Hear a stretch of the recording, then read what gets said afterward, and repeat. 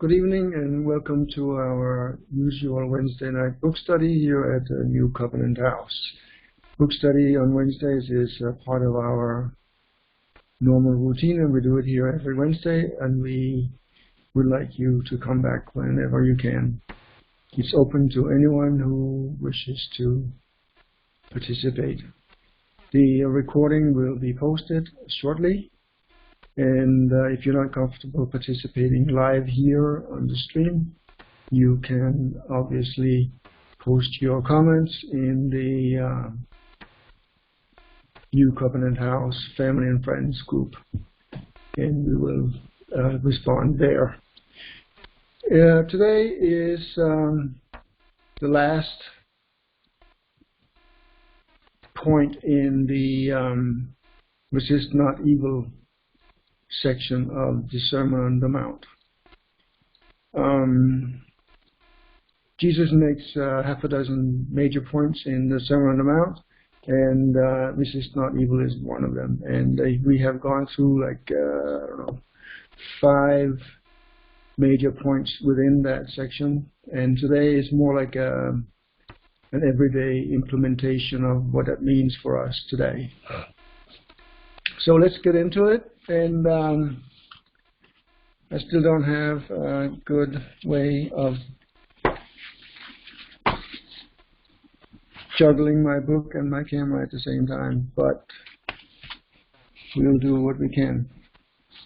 So the first major point that he makes in this section, it's in my abridged version, it's on page 43, and it's section 1.1.6, Anarchism, Anarchist Implications, it's called. This point is, you make several points in this section here, and it's a little lengthy, and there are lots of points, so we may have to go over them pretty quickly. Number 1, the state is founded on violence.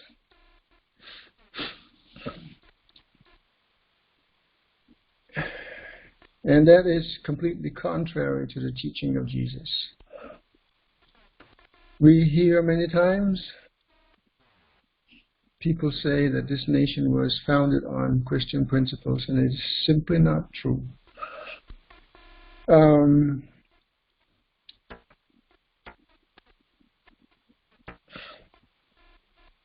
Yeah, do we have...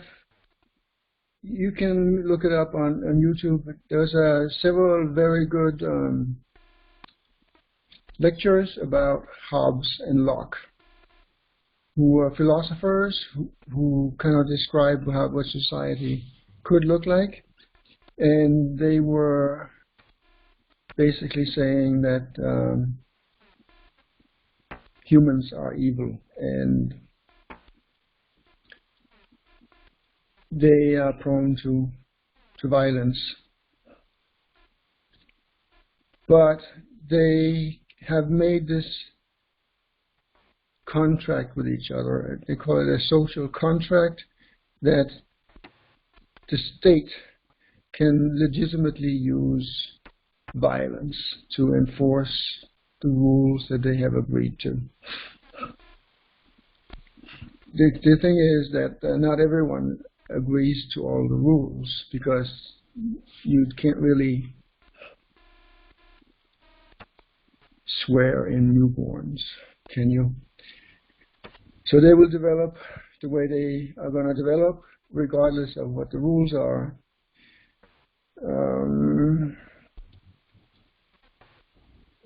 So there's this idea that somehow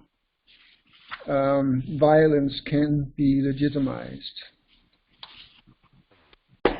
But it really can't, is according to Jesus. Christian anarchists reject the differentiation between... Oh yes, here's the second point that he makes here, is that there is... People are trying to legitimize this violence by calling it force. So you have law enforcement, and somehow when violence is exercised by these law enforcement people, it is legitimate, and it's not violence, although it looks exactly like violence. Every violence is employed in the start and it permeates the day-to-day administration of government whenever force is involved. Ilul, we met him before, thus speaks of administrative violence and the violence of the judicial system. The state, he therefore insists, cannot maintain itself save by and through violence.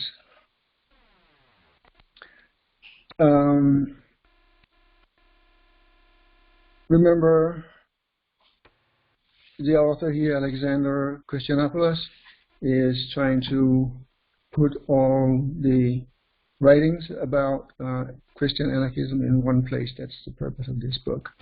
And Ilul is one of those people who writes about it. So that's why he's mentioned here.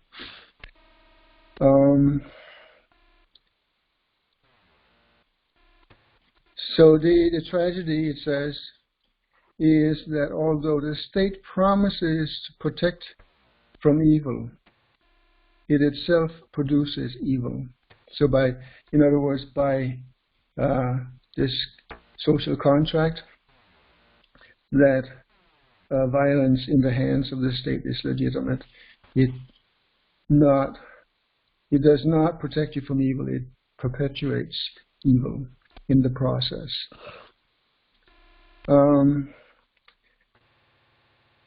So there's another point that he's making here. It's not just violence, but violence in a very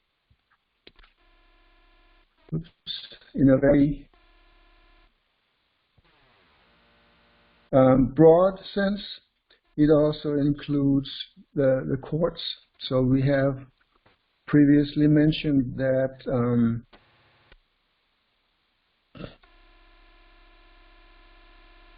in the illustration that Jesus is giving about the court, that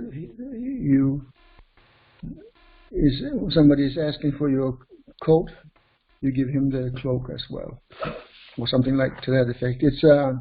It's a reference to the court system that you are really forced to do that, and but you should do it voluntarily.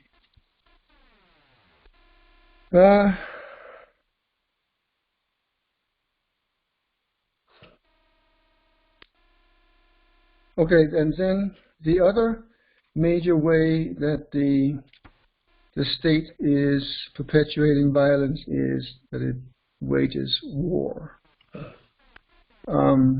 It breaks not only Jesus' instruction not to kill,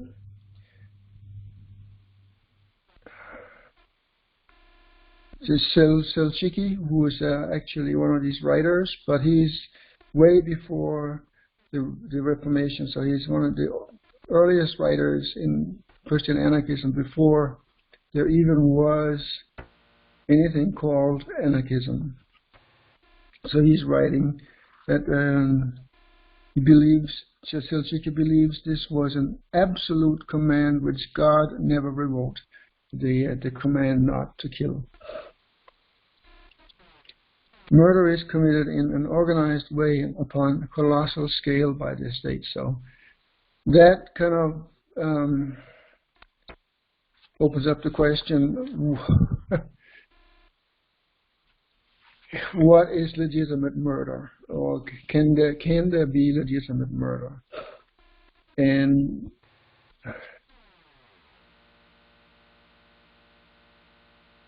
if you abdicate your responsibility not to murder through the state, are you then also guilty of murder, even though you're not actually exercising, you're not the one who's wielding the axe or whatever it is? It's the state doing it for you, but you are still guilty because you allow it to happen. So how many, it's clear, it's easy enough to understand that one person who kills another person is a murderer. How about 2 or 3 or 100? At what point does it become lawful to murder to kill somebody? Again, when the state is doing it, it's commendable, even glorious, heroic. But when you do it or I do it, it is punishable by death.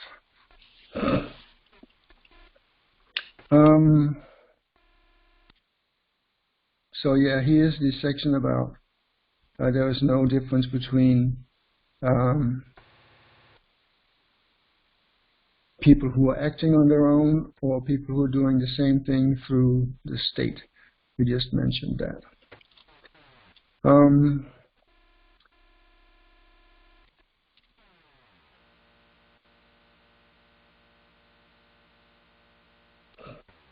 So here he also brings in the question of capital punishment. Through war and capital punishment, the state responds to evil with murder. A Christian should neither kill nor resist evil, yet the state does both. So, and he goes on, moreover, as Ballou, another one of these writers, explains, what a man does through others, he really does himself. So that we just said. It's okay.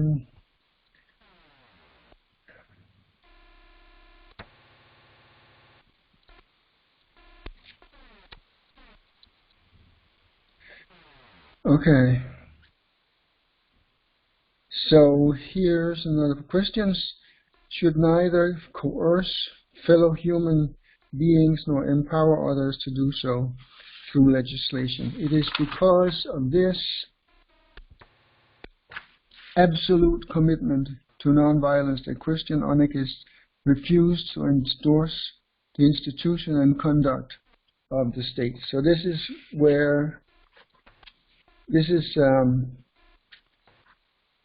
a major point in anarchism, that the society should be stateless. There should be no state. And people will then say, but then everything is going to be chaos. But anarchists will argue that if you follow the teachings of Christ, then it will not. And that question will actually be elaborated on in this chapter after this, and we may get into that, and we may not. We will see.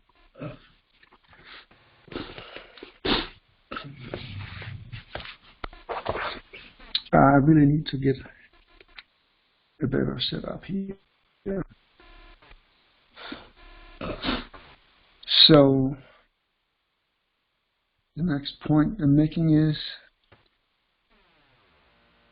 this teaching involves nothing less than the entire abolition of all compulsory legislation. Law courts, police, and prisons, as well as all forcible restraints of man by man. Christianity, that is, involves anarchism. So, in other words, when these writers talk about this, they're not just talking about the state itself, they're talking about courts, police, and anything that's basically restricts you in your life.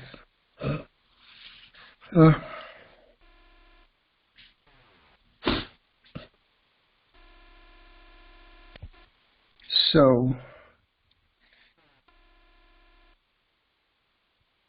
let's see.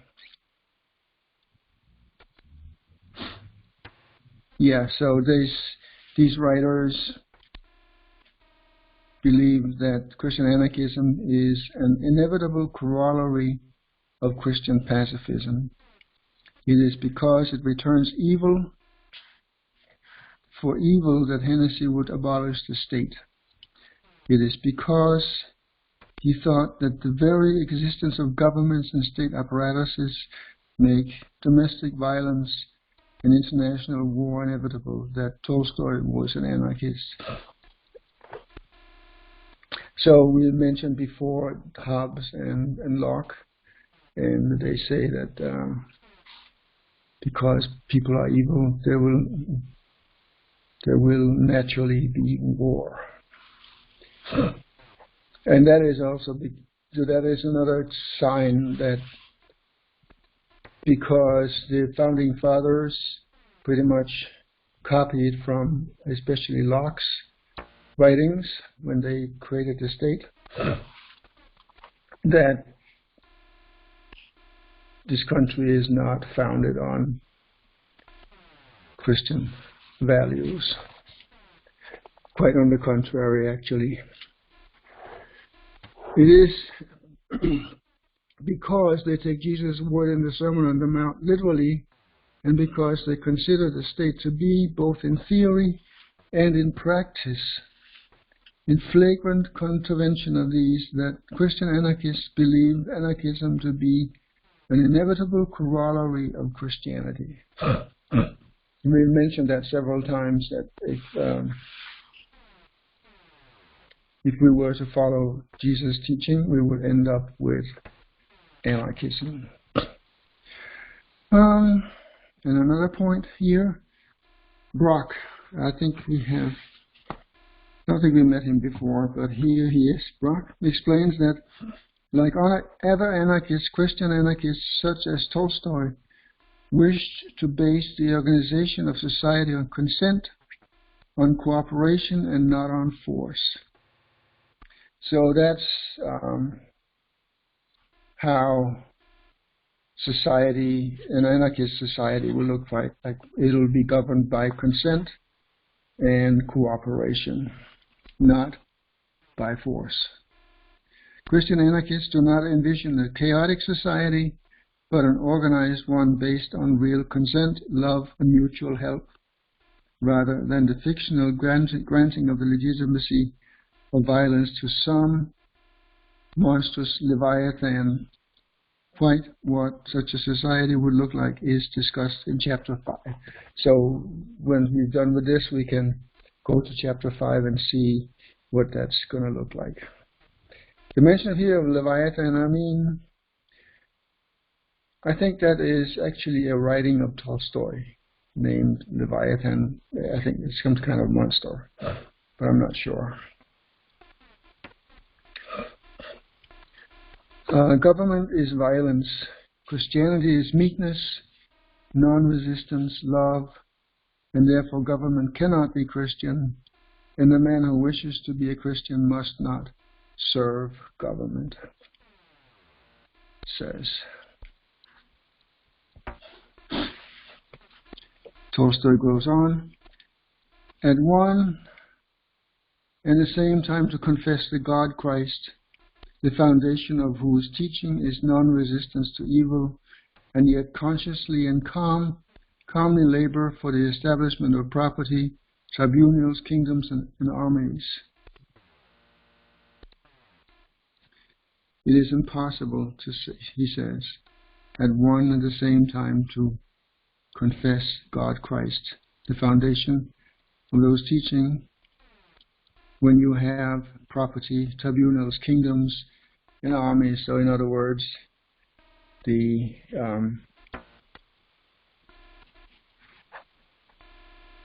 anarchist society is completely inconsistent with having property, the courts, and king, absolute monarchy power.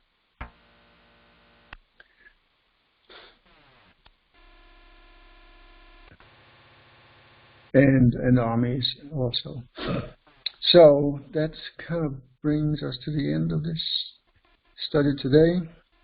Christian anarchist criticism of the state, including state violence, are outlined in Chapter 3, so we'll get to that as well, but much later. Because, as we said before, Jesus makes about half a dozen major points in the Sermon on the Mount, and we're going to go through some of them at least in the near future.